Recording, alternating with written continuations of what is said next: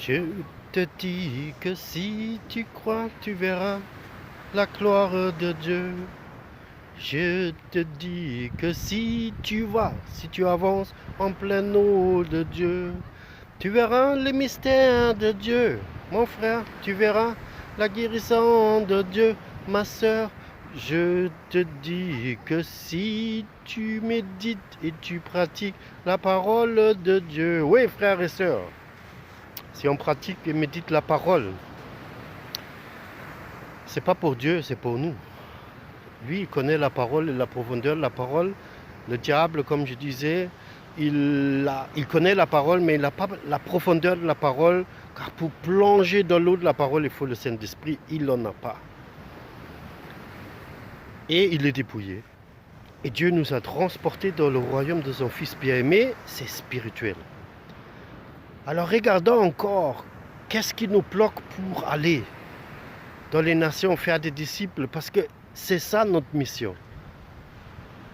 Amener les âmes, c'est-à-dire les âmes vivantes, les êtres vivants à Christ.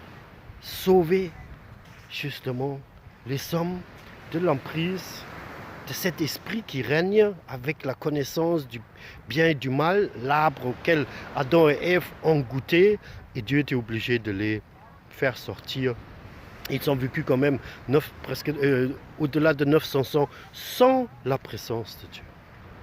Alors c'est possible de vivre sans la présence de Dieu et sans Dieu, parce qu'on est tous créés par Dieu et on a tous le même Dieu.